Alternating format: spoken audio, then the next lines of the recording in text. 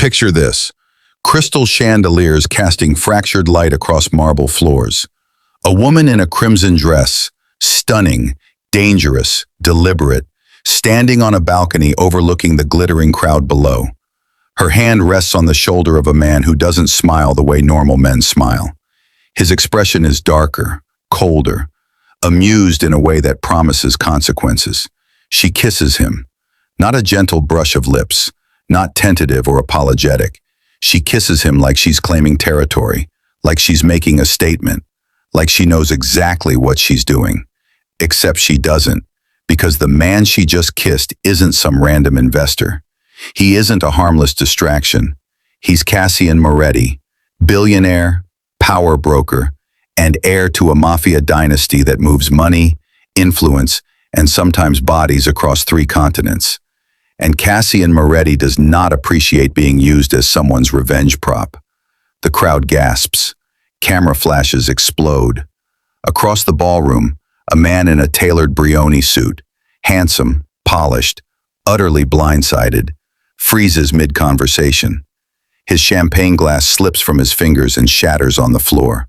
Donald Cross, tech billionaire, her ex-fiancé, the man who betrayed her, the man she came here to destroy. But she didn't expect this. She didn't expect Cassian to lean in, his breath warm against her ear, his voice like velvet wrapped around a blade. If you wanted my attention, Carino, now you have it. But once you touch me, you don't walk away. Her pulse stills. This wasn't the plan. The plan was simple: humiliate Donald publicly, expose his lies privately, and disappear into her new life with her dignity intact. But plans change when you kiss the wrong billionaire. And this story is about what happens when revenge gets complicated, when the woman who built an empire in silence decides to burn it down in public, when the man who thought he owned everything discovers he never owned her. Her name is Serena Caleb, and this is the night she stopped being invisible. Let's go back to where it all began. Miami, 5 years earlier, a cybersecurity conference buzzing with the electric hum of ambition. Serena Caleb, 26, brilliant, underestimated, was presenting a paper on predictive breach analysis that half the room didn't understand and the other half didn't believe. She collided with him at the coffee station. Literally. Her laptop bag snagged on his briefcase, and they both reached for the same cup at the exact same moment. "Sorry," he said, laughing, boyish, embarrassed, genuine. Donald Cross, rising star in the fintech world, 31, sharp suit, sharper ambition.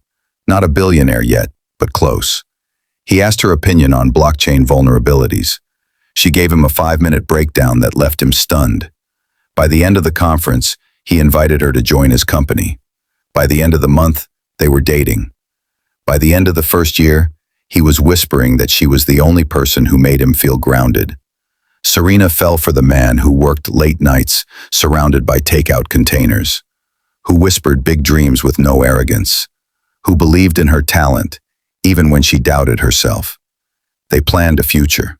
Marriage, a home in Coral Gables, a stable life once the company matured. She thought they were building something together. She was wrong. Stories like this take days of research and hours of writing to bring to life for you. Every twist, every betrayal, every moment of triumph. It's crafted with care, because we know you're here for the truth, not just the drama. If you enjoy hearing real stories of betrayal, revenge, and redemption, please take a second to subscribe. It helps us keep telling them. And trust me, you won't want to miss what happens next. Now, let's dive into how a brilliant woman built a billion-dollar empire and how the man she loved tried to erase her from it. Serena Caleb didn't come from money. She came from a single-mother household in Cleveland, where making it meant getting a scholarship and never looking back.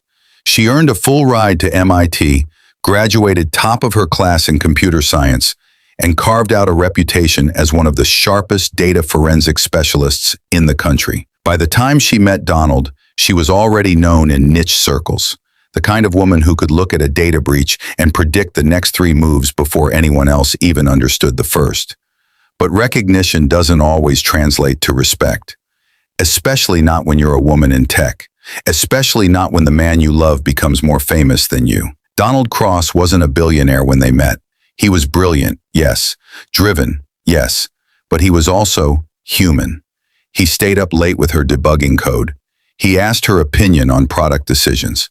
He told her she was the smartest person he'd ever met, and Serena believed him. She joined Crossledger as a senior engineer, and together, they built something extraordinary. Donald focused on fundraising, investor relations, and the public face of the company. Serena focused on the architecture, the invisible framework that made everything work. She designed the systems. He sold them. It felt like a partnership.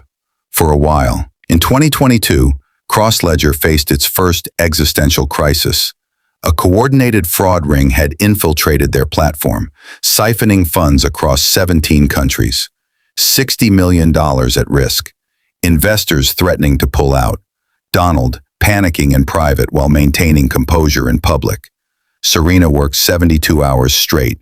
No sleep, barely any food, just code, coffee, and sheer determination. She built the fraud mapping algorithm that traced the laundering rings across platforms, identified the weak points, and shut them down before the damage became irreversible. When it was over, Donald held a press conference. "Thanks to our incredible team," he said, smiling into the cameras, "we've not only protected our users, but pioneered a new standard in financial security. Our incredible team, not Serena Caleb, not the woman who saved your company, just the team." She told herself it didn't matter. She told herself that recognition wasn't why she did the work, but it stung. 6 months later, Serena created the Phoenix Protocol, a security pipeline that reduced breach attempts by 87% within 6 months. It became Crossledger's signature product, the reason 3 major banks paid a combined $210 million to license it. That licensing deal pushed Donald into the billionaire bracket. Forbes featured him. TechCrunch called him a visionary. He was invited to speak at Davos. Serena was mentioned in one paragraph, buried in the press release. She started to notice the shift. The way Donald stopped asking her opinion in meetings. The way he began introducing her as part of the team instead of my partner. The way investors assumed she was his assistant. And the way he never corrected them. She sacrificed everything for Crossledger. Her own startup idea, an AI-powered threat detection platform, remained untouched in a notebook, collecting dust. She turned down a $450,000 job offer from a competitor because Donald said, "I need you close. I can't do this without you." Her weekends vanished into emergency meetings. Her nights disappeared into his anxieties.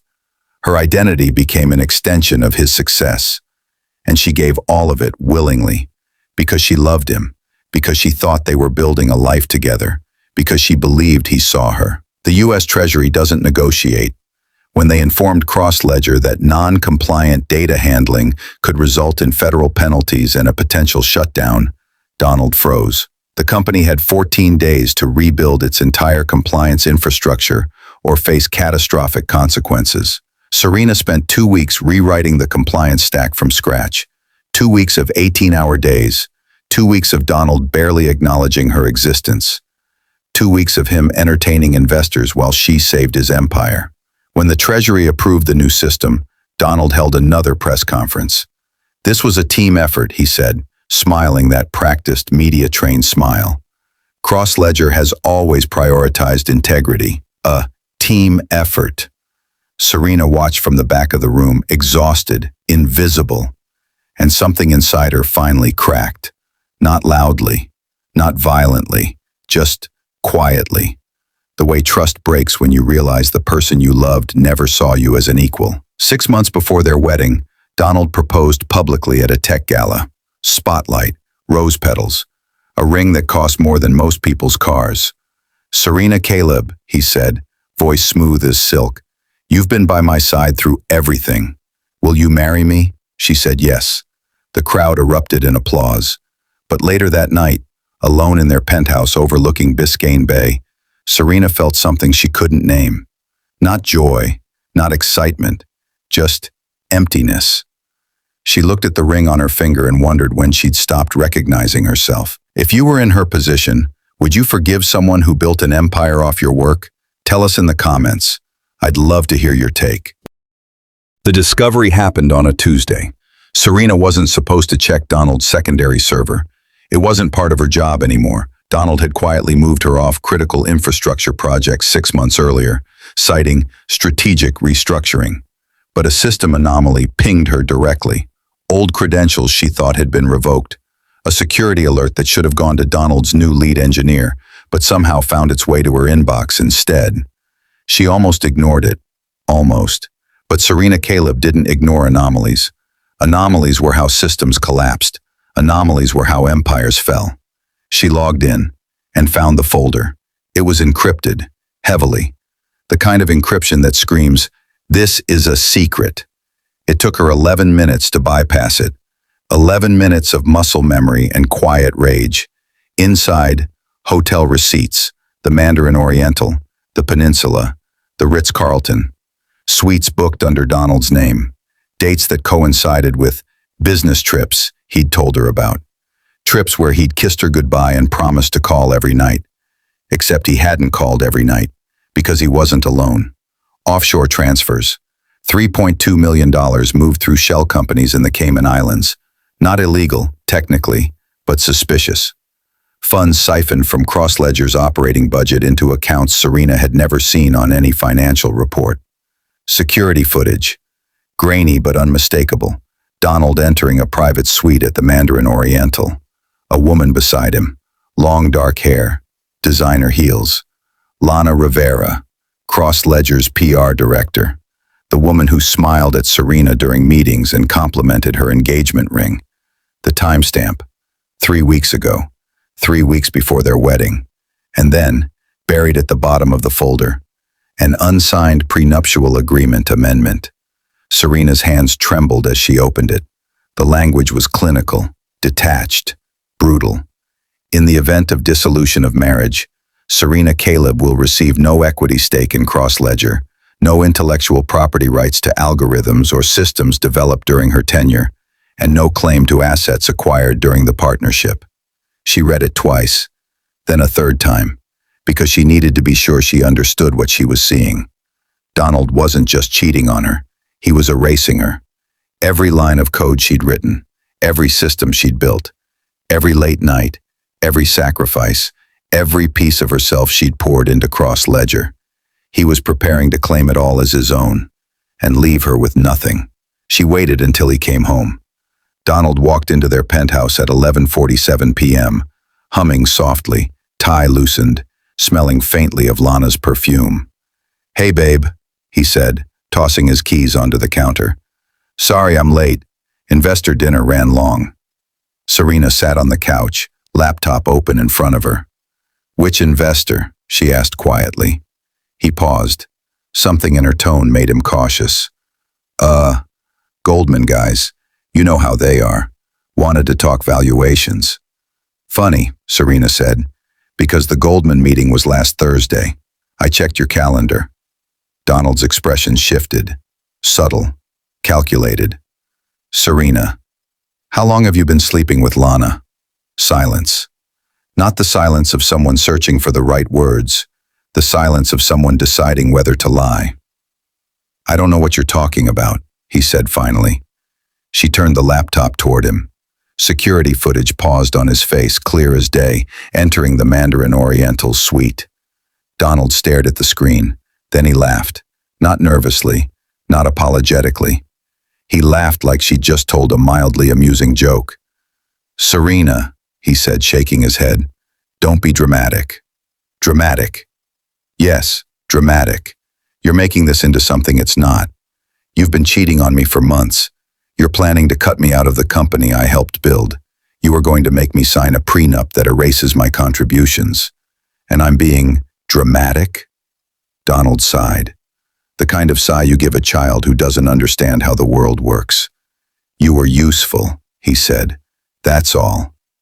The words hung in the air like poison. "Useful." "Yes, Serena, useful. You're a talented engineer. I've never denied that. But cross-ledger isn't yours, it's mine. I raised the capital, I built the relationships, I took the risks. You wrote some code, that's not the same thing. I wrote some code? You know what I mean. No, Donald, I don't. Explain it to me. He stepped closer, voice dropping into that smooth, patronizing tone he used with junior employees. Look, I care about you, I do, but you have to understand, this is business, and in business there are people who lead and people who support. Your support, Serena. There's no shame in that. She stood, slowly. Her hands were steady. Her voice was calm. I want you out of this apartment by morning. Donald blinked. Serena, get out. He stared at her for a long moment. Then he smiled, cold, dismissive. Fine, keep the apartment.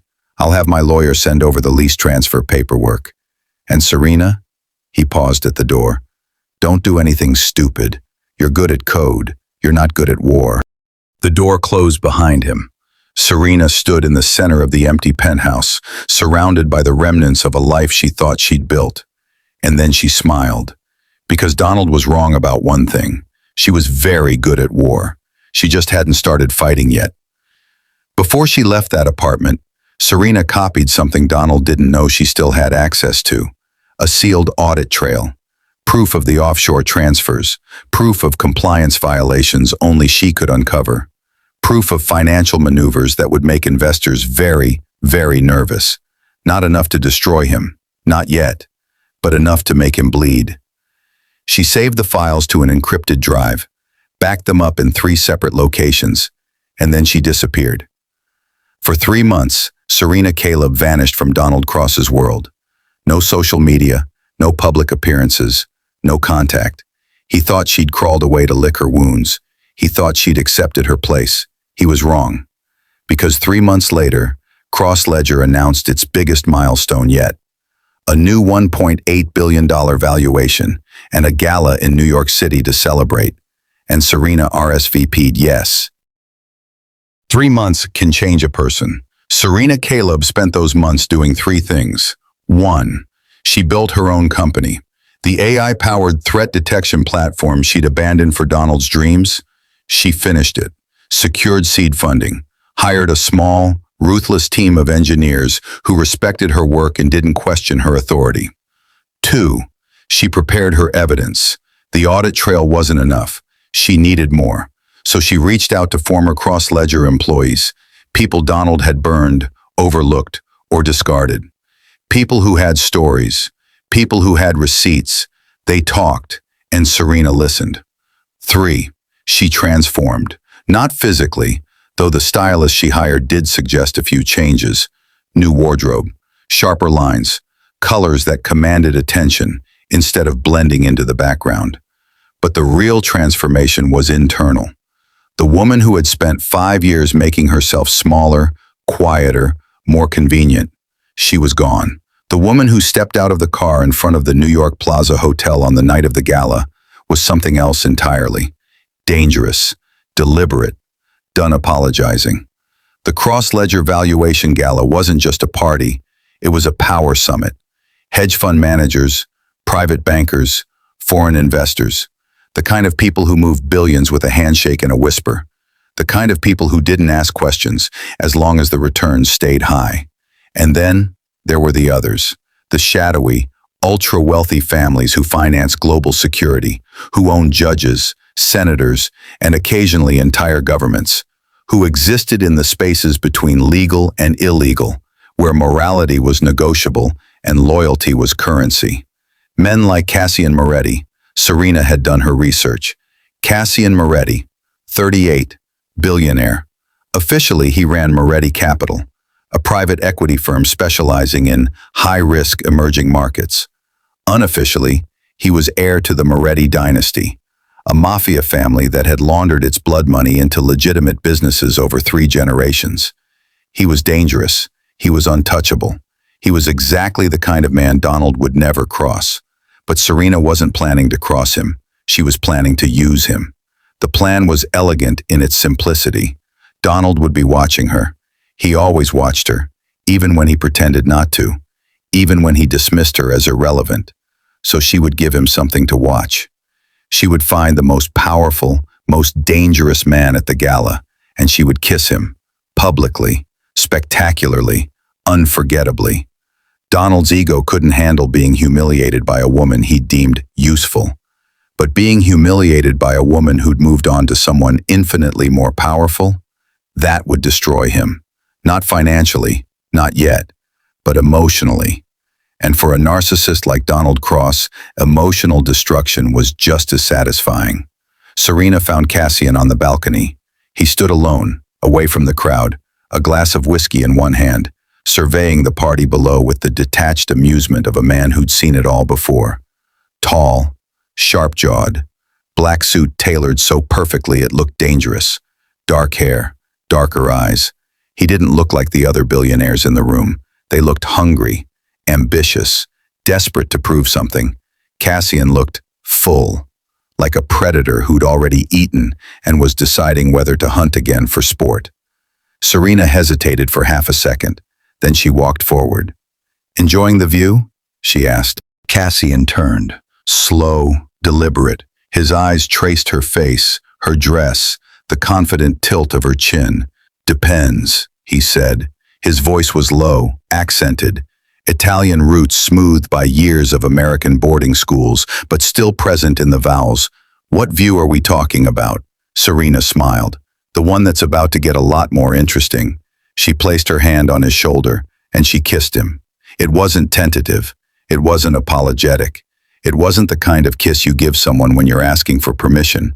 It was a claim, a statement, a declaration.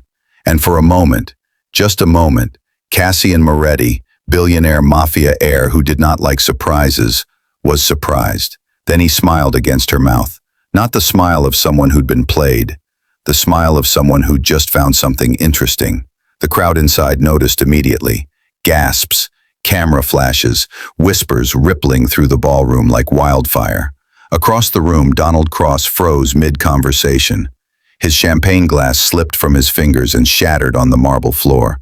Serena pulled back slowly, her eyes still on Cassian's. "Thank you," she said quietly. Cassian's smile widened. "For what, exactly?" "For playing along." "Who said I was playing?" Before she could respond, he leaned in, his breath warm against her ear, his voice dropping to a whisper that sent ice down her spine. "If you wanted my attention, Carino, now you have it. But once you touch me, you don't walk away." Serena's pulse stilled. This wasn't part of the plan. Donald appeared at the balcony entrance 30 seconds later. His face was pale, his jaw tight, his hands clenched at his sides. "Serena," he said, voice strained. "Can we talk?" Cassian turned, still holding his whiskey, expression mildly curious. "I don't think the lady wants to talk to you," he said pleasantly. Donald's eyes flicked to Cassian, then back to Serena. "Serena, please." "Funny," Serena said, her voice calm, cold. "I don't remember you saying please when you were sleeping with Lana, or when you tried to erase my name from the company I built." Donald flinched. The crowd was watching now, phones out, recording. This was going to be everywhere by morning. "We can discuss this privately," Donald said, lowering his voice. "You're making a scene." Cassian laughed softly. "She's making a scene? You're the one who just interrupted a perfectly nice conversation to beg." Donald's face darkened. "Stay out of this, Moretti." "No," Cassian said simply. The single word hung in the air like a threat. Donald hesitated, because everyone in that room knew who Cassian Moretti was, and everyone knew you didn't challenge a Moretti unless you were prepared for war. Serena stepped forward, close enough that only Donald could hear her. "You told me I wasn't good at war," she whispered. "Let's test that theory." She turned and walked back into the ballroom, leaving Donald standing alone on the balcony, humiliated, powerless, and very, very aware that he'd just lost control. Inside the ballroom, Serena's phone buzzed. A text from an unknown number. "We need to talk. Tomorrow. 10 a.m. My office. CM." She looked up. Cassian was watching her from across the room, whiskey glass raised in a silent toast. Serena's heart pounded. She'd come here to humiliate Donald, but she'd just done something far more dangerous. She'd caught the attention of a man who didn't forget and didn't forgive. If you could say one sentence to an ex who wronged you, standing in front of everyone they know, what would it be? I'll read the best ones in the next video. Serena didn't sleep that night. She sat in her hotel room overlooking Central Park, laptop open, replaying every moment of the gala. The kiss, Cassian's whisper, Donald's face, and that text message, "We need to talk." She should have been celebrating. The humiliation had worked. By midnight, footage of the kiss was trending on 3 platforms. Business Insider had already published a speculative piece titled, "Who is the mystery woman who just upstaged Donald Cross?" Donald's carefully curated image, brilliant, confident, untouchable, had cracked in front of everyone who mattered. But Serena couldn't celebrate, because Cassian Moretti wasn't part of the plan. And men like Cassian Moretti didn't just let themselves be used and walk away. 10 a.m., Moretti Capital Offices, Manhattan. The building was old money, understated. No flashy signage, just a bronze plaque that read, Moretti Capital, in elegant serif font. Serena was escorted to the top floor by a silent assistant in a suit that probably cost more than her first car. The office was massive, floor-to-ceiling windows overlooking the city, dark wood, leather, the scent of expensive cigars and older, quieter power. Cassian sat behind his desk, reading something on a tablet. He didn't look up when she entered. "Sit," he said. Not, "Please sit," just sit. Serena sat. Cassian finished reading, set the tablet down, leaned back in his chair and studied her with those dark, unreadable eyes. "So," he said finally, "want to tell me what last night was about?" Serena met his gaze. "Revenge. On Donald Cross." "Yes. And I was what? A prop?" "A very effective one." Cassian smiled, not warmly. "I don't like being used, Carino." "I'm sorry." "No, you're not." He stood, moving around the desk with the fluid grace of a man who knew how to use violence when necessary. He perched on the edge of the desk, close enough that she had to tilt her head back to look at him. "You're sorry you got caught, but you're not sorry you did it." Serena said nothing, because he was right. Cassian leaned forward. "Here's what's going to happen. You want revenge on Donald Cross? Fine. I'll help you." Serena blinked. "Why would you?" "Because I don't like Donald Cross, and because you just made him look like a fool in front of people I do business with. That's entertaining." His smile sharpened. "But I don't do favors for free." "What do you want?" "A date." Serena stared at him. "A date. Dinner. Tomorrow night, 8 o'clock. I'll send a car." "That's it?" "That's it." He paused. "For now." Serena's pulse quickened. Every instinct told her this was a bad idea, that getting involved with Cassian Moretti, even peripherally, was dangerous. But revenge was dangerous too, and she was already in. "Fine," she said. "One date." Cassian's smile widened. "Good. Now let's talk about how we're going to destroy your ex-fiancé." Cassian pulled up a file on his tablet and slid it across the desk. "I had my people dig into Cross Ledger's financials. Took them about 4 hours." Serena scanned the document. Her eyes widened. The offshore transfers she'd found? They were just the beginning. Cassian's team had uncovered $8.7 million in suspicious transactions routed through shell companies, falsified compliance reports submitted to the Treasury, investor funds misallocated to personal expenses, intellectual property theft, specifically algorithms developed by former employees, including Serena, that Donald had claimed as his own work. "This is," Serena's voice trailed off, "fraud," Cassian finished. "Federal fraud, the kind that gets you a decade in prison if the SEC gets interested." "How did you?" "I have resources," he said it casually, like having the ability to uncover someone's financial crimes in 4 hours was perfectly normal. "The question is, what do you want to do with it?" Serena looked up. "I want him to lose everything." "Everything?" "His company, his reputation, his freedom, everything." Cassian nodded slowly. "Then we go public, but not yet. First we make him panic." Over the next 3 days, Donald Cross received a series of anonymous messages.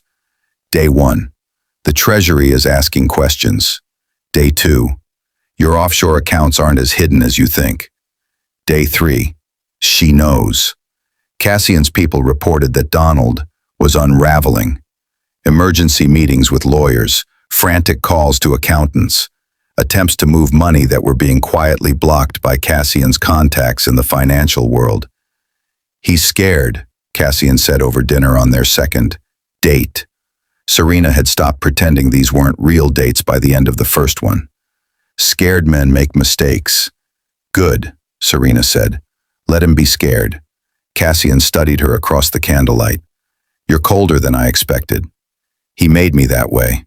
No, Cassian's voice was soft but certain. He didn't make you anything. He just revealed what was already there. Serena didn't know how to respond to that, so she changed the subject.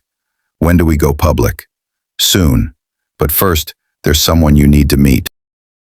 Cassian arranged the meeting at a neutral location, a private lounge in Tribeca. Lana Rivera arrived looking nervous.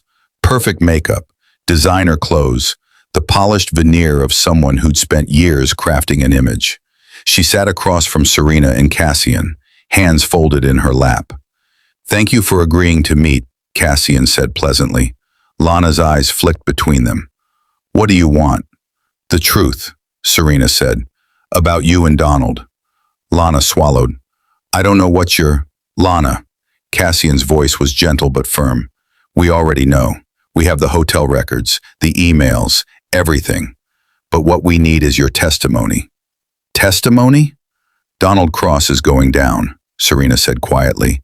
The SEC is about to open an investigation into Cross Ledger's financial practices. When that happens, everyone involved will be scrutinized, including you. Lana went pale. But, Cassian continued, if you cooperate, if you provide evidence of Donald's misconduct, his affairs, his manipulation, we can keep you out of it. Lana looked at Serena. Why are you doing this? Because he used me, Serena said simply. And he used you too, didn't he? Lana's mask cracked, just a little. He said he loved me. He said once the IPO went through, he'd leave you, and her voice broke. I was stupid. No, Serena said. You were human. He's good at making people believe him. Lana wiped her eyes. What do you need from me? Lana provided emails detailing Donald's instructions to falsify reports, text messages showing he knew about the offshore accounts, recordings of conversations where he bragged about manipulating investors. Combined with Serena's audit trail and Cassian's financial forensics, it was a nuclear bomb. When do we detonate? Serena asked. Cassian smiled. Tomorrow, at the board meeting. Cross Ledger's emergency board meeting was called for 2 p.m. the following day. Donald didn't know Serena would be there. He didn't know Cassian Moretti had quietly bought a 12% stake in Cross Ledger through a shell corporation 3 days earlier, just enough to claim a board seat. He didn't know the SSEC had been tipped off and was watching. And he definitely didn't know that the woman he'd called useful was about to burn his empire to the ground. 2 p.m., Cross Ledger boardroom. Donald entered the boardroom with his usual confidence. Expensive suit, perfect hair, that smile that had charmed investors out of hundreds of millions. He stopped mid-step when he saw Serena. She sat at the far end of the conference table, flanked by Cassian on one side and a lawyer on the other. She wore a slate gray suit, sharp, professional, unforgiving. What is she doing here? Donald demanded.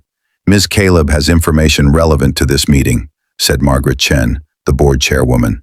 Her voice was ice. As does Mr. Moretti, who acquired a board seat as of Monday morning. Donald's jaw tightened. He looked at Cassian. You bought into my company?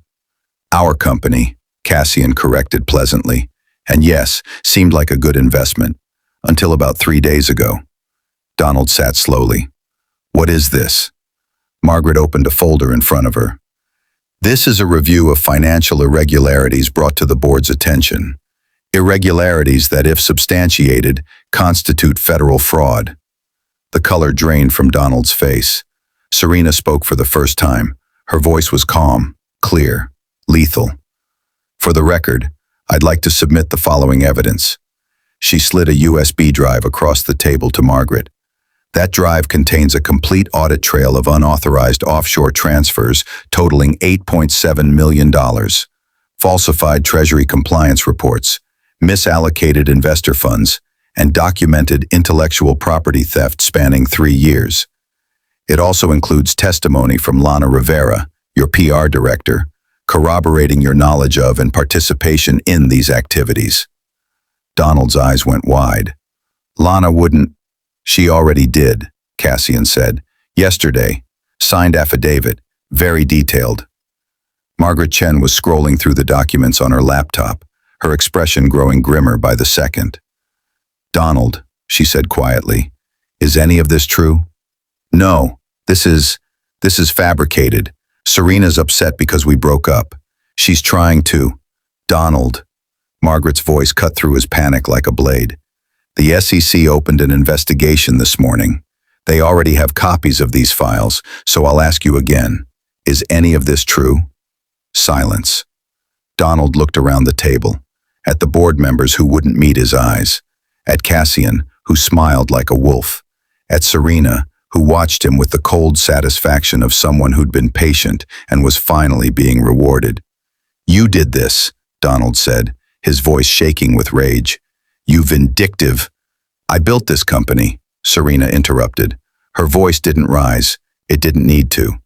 I designed the fraud mapping system that saved you $60 million. I created the Phoenix protocol that made you a billionaire.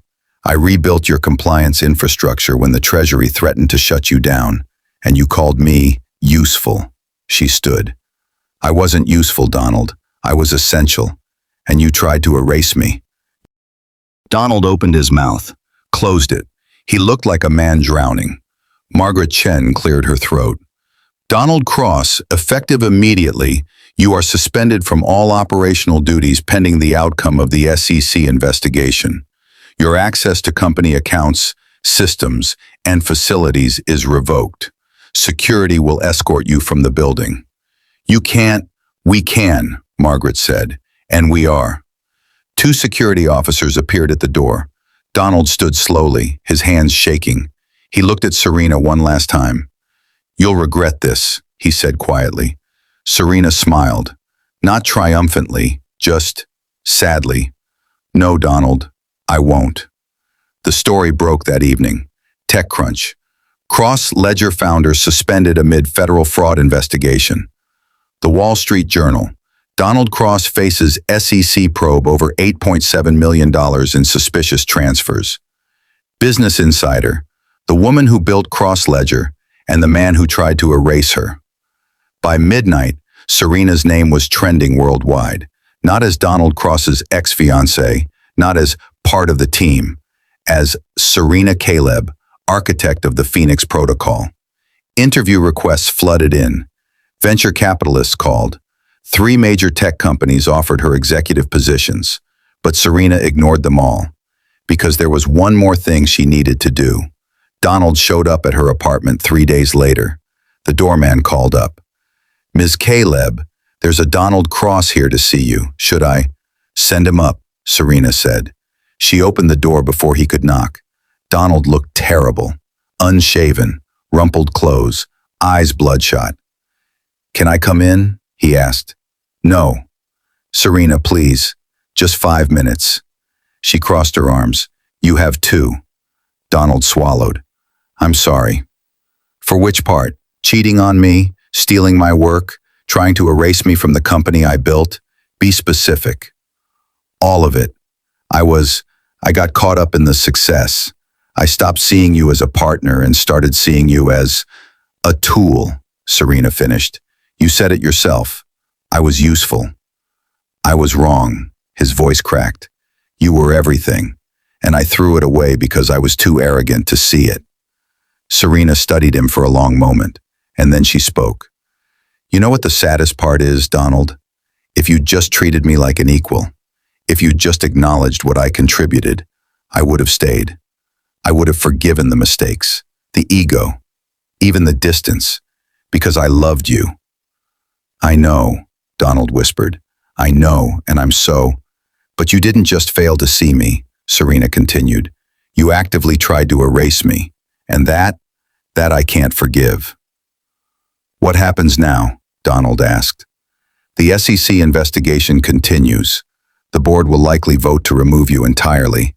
Cross-Ledger will probably survive. Margaret's already talking about rebranding. But you? Serena shook her head. You'll lose everything. And you'll be happy about that. No, Serena said honestly. I'll be free. There's a difference. She stepped back and began to close the door. Serena, Donald said desperately, if you could do it all over again, would you still have met me? Still have loved me? Serena paused. Yes, she said quietly, because it taught me who I am. And it taught me what I'll never accept again. She closed the door, and for the first time in 5 years, she felt nothing when she walked away from Donald Cross. Her phone buzzed. A text from Cassian. Dinner, or are you done with billionaires for a while? Serena smiled despite herself. She texted back. Depends. Are you going to try to erase me from your life if things go well? His response came immediately. Cariño, I don't erase, I collect, and you're far too interesting to let go. That should have been a red flag. It probably was a red flag, but Serena had spent 5 years being safe, being convenient, being invisible. She was done being safe. She texted back, 8 o'clock, your place. And Cassian? Yes. If you ever call me useful, I'll burn your empire down too. 3 dots appeared. Then, I'd expect nothing less. That's why I like you. 3 weeks later, the SEC investigation moved faster than anyone expected. Donald Cross was formally charged with securities fraud, wire fraud, and misappropriation of funds. His bail was set at $5 million. His assets were frozen. Cross-Ledger's board voted unanimously to terminate him and revoke all equity. The company survived, barely. Margaret Chen took over as interim CEO and immediately brought Serena on as chief technology officer with full equity and public credit for every system she'd built. The press called it the most spectacular downfall in tech history since Theranos. Donald's lawyers were negotiating a plea deal. Lana Rivera disappeared from public view, reportedly cooperating fully with federal prosecutors in exchange for immunity. And Serena? Serena was building. Serena's AI-powered threat detection platform officially launched under the name Athena Protocol. Within 2 weeks, she had signed contracts with 3 Fortune 500 companies and 2 federal agencies. Within a month, she'd raised $40 million in Series A funding at a $200 million valuation. The tech press called her the engineer who out-engineered the man who tried to erase her. Forbes put her on the cover with the headline, "The Invisible Woman Who Built a $1 billion empire, twice." But the interviews were what really mattered. Every single journalist asked the same question. How does it feel to bring down Donald Cross? And every time, Serena gave the same answer. I didn't bring down Donald Cross. Donald Cross brought down Donald Cross. I just made sure the truth came to light. She never gloated. She never celebrated his downfall. She just kept building. Because revenge wasn't about destruction. It was about reclamation. Dating Cassian Moretti was complicated. He was charming, intelligent, dangerous in ways that should have terrified her but somehow didn't. He took her to private dinners in restaurants that didn't have names, sent flowers with notes that said things like, "Thought of you during a negotiation, the other side lost." He was possessive but not controlling, protective but not patronizing. And he saw her, really saw her.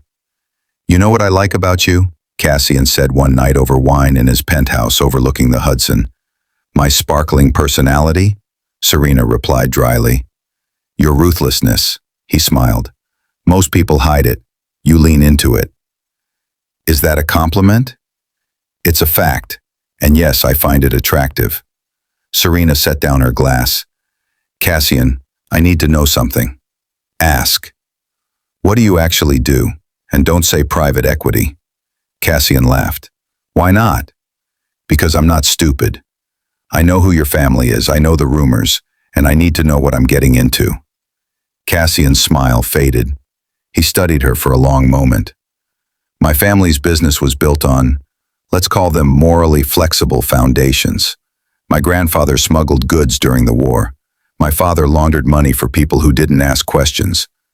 By the time I inherited the operation, it was 80% legitimate." He paused. "I've spent the last 10 years making it 100%. "But not entirely," Serena said. "No," Cassian admitted, "not entirely. I move money for people who prefer discretion.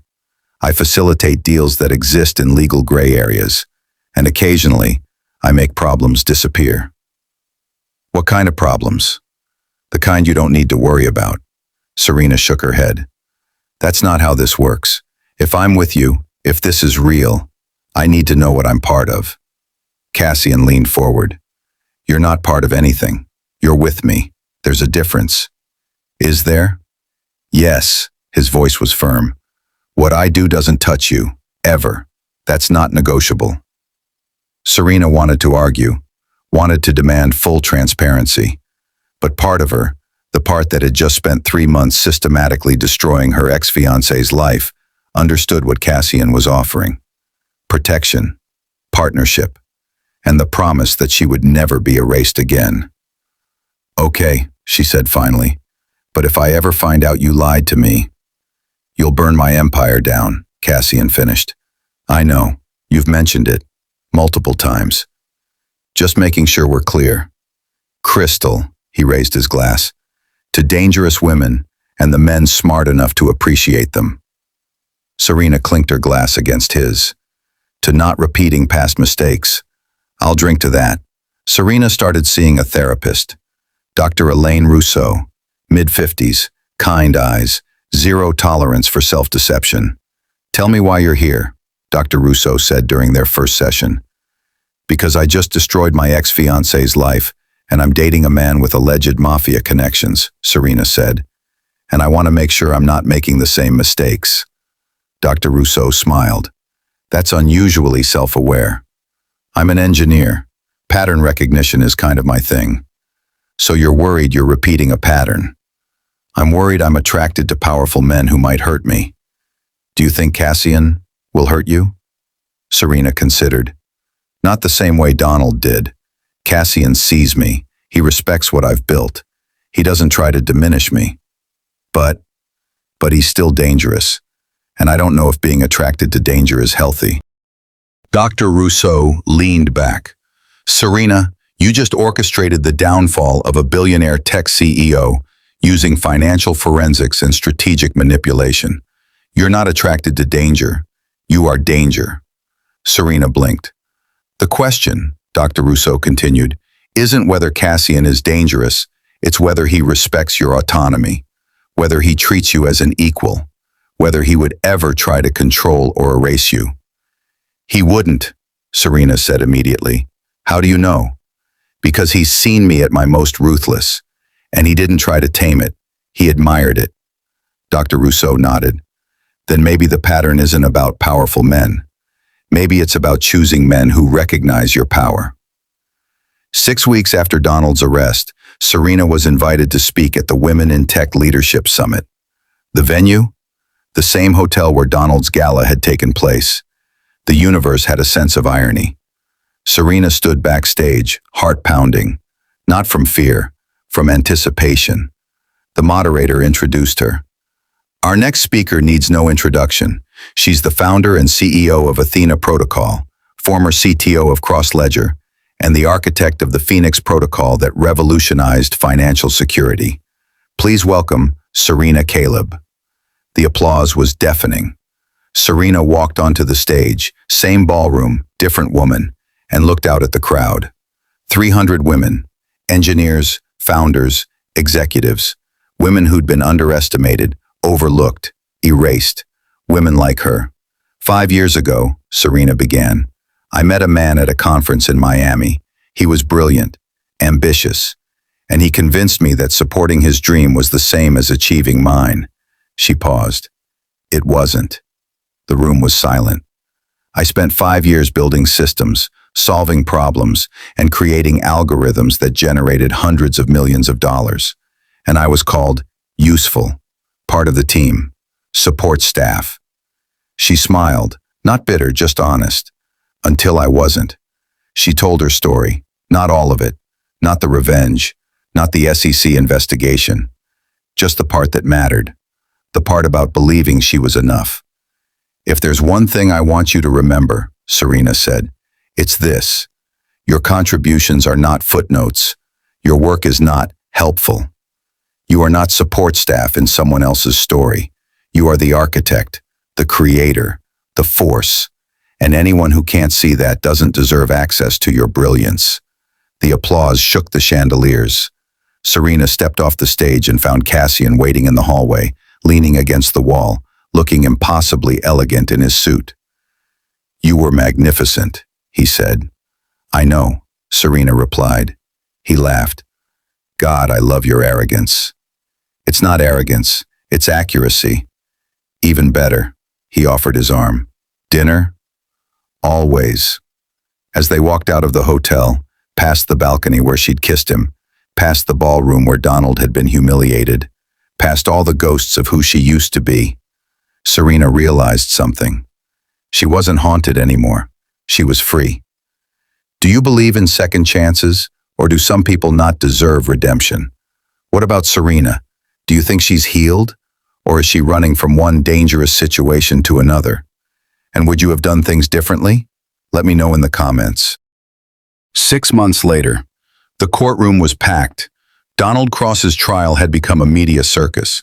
Every major outlet covered it.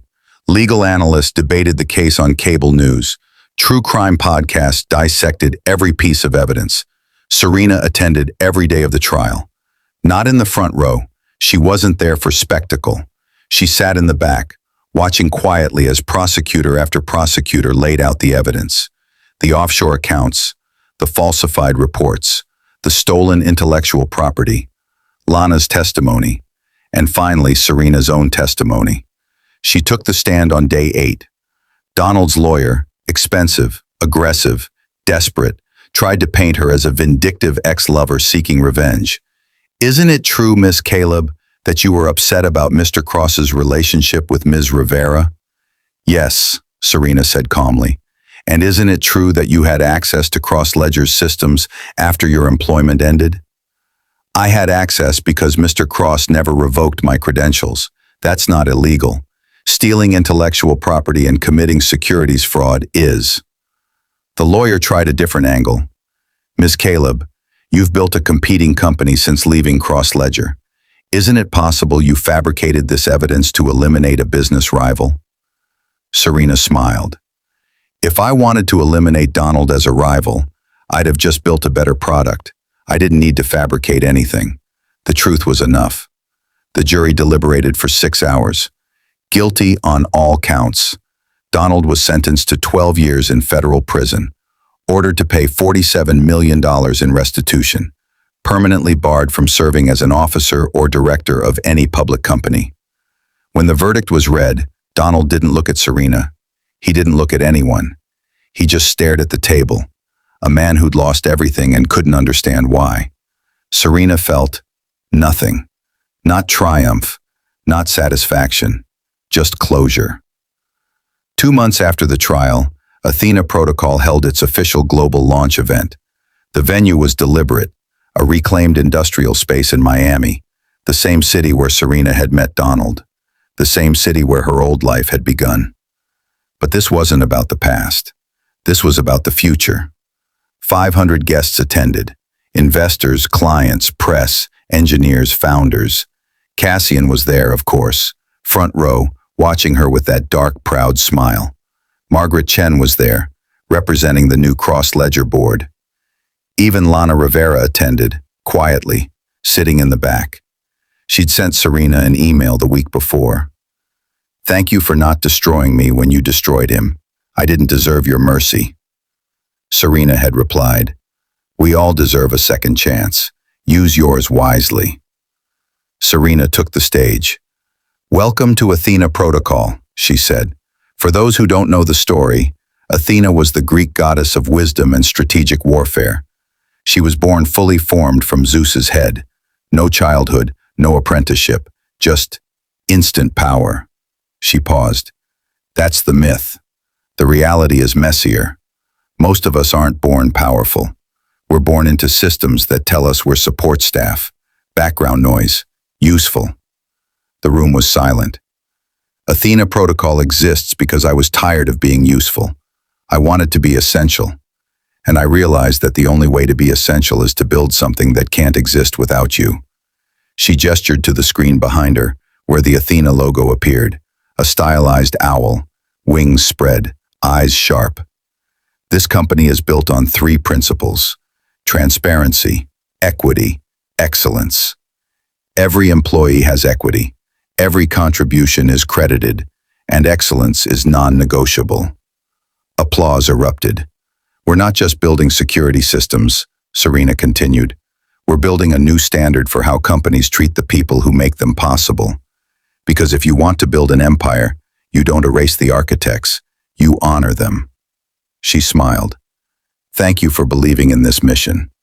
Now let's change the industry. After the event, Serena found herself alone on the rooftop terrace, looking out at the Miami skyline. Cassian appeared beside her, 2 glasses of champagne in hand. You did it, he said, handing her a glass. We did it, Serena corrected. You helped.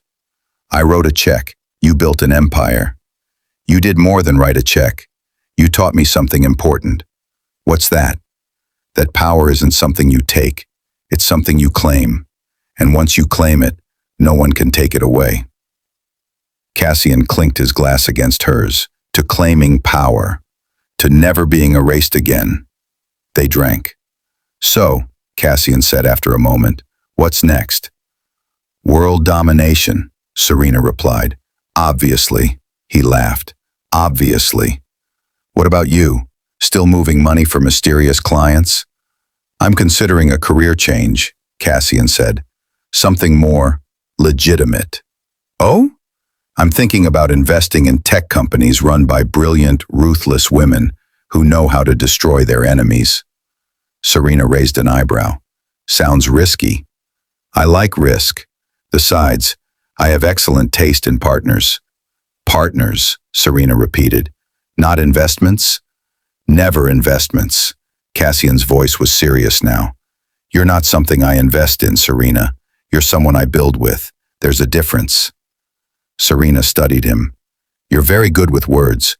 I'm better with actions. He set down his glass. Move in with me. What? Move in with me. My penthouse. Your choice of office. Full autonomy. I just want you close. Cassian, I know it's fast. I know you're still healing. But I also know that I've never met anyone like you. And I don't want to waste time pretending I'm not serious about this. Serena's heart raced. This should have scared her. The speed, the intensity, the danger of letting someone close again. But Cassian wasn't Donald. Cassian had seen her burn down an empire and said, teach me how. Cassian had never tried to make her smaller, quieter, more convenient. Cassian treated her like an equal, like a partner, like someone whose power amplified his instead of threatening it. Okay, she said. Cassian blinked. Okay? Okay, but I have conditions. Name them. 1. We maintain separate finances. 2. My company is mine. No interference. 3. If you ever call me useful, the engagement is off immediately. Cassian smiled slowly. Who said anything about engagement? I did. Because if we're doing this, we're doing it right. Equal partnership, legal protections, prenup that respects both our contributions. Are you proposing to me, Carino? I'm negotiating terms. There's a difference. Cassian laughed, full, genuine, delighted. God, I love you. Serena froze. So did Cassian. Too soon? He asked. Maybe. Serena paused. Ask me again in 3 months. Deal. 1 year later, the headline appeared in Forbes. Athena Protocol valued at $1.2 billion in Series C funding. Serena Caleb becomes youngest self-made female billionaire in tech. Below it, a photo. Serena standing in front of her company headquarters, wearing a power suit and the kind of smile that said she knew exactly what she'd accomplished. But the photo that went viral on social media was different. It was taken at her engagement party, Cassian beside her, his arm around her waist, both of them laughing at something off camera. The caption, written by Serena herself: "5 years ago, I built an empire for someone else. Today, I built one for myself." To every woman who's ever been called useful, you're not. You're essential, and you don't need permission to prove it. The post got 4.7 million likes, but the comment that mattered most came from an unexpected source. Margaret Chen, former board chair of Cross Ledger, now retired. "I should have listened to you sooner. Thank you for showing us what leadership really looks like." Serena stood in the same Miami Convention Center where she'd met Donald 7 years earlier. But this time, she wasn't attending a conference. She was keynoting it. The conference was called Invisible No More: Women Reclaiming Power in Tech. 1,500 attendees, standing room only. Serena took the stage and looked out at the crowd. "7 years ago," she began, "I walked into this building as someone's assistant. Today, I'm walking out as a billionaire CEO. And the only difference between those two versions of me is that one believed she needed permission to be powerful. The other realized she'd had the power all along." The applause was thunderous. "He invited me to witness his beginning," Serena said, her voice strong, clear, final. "And instead, I wrote his ending."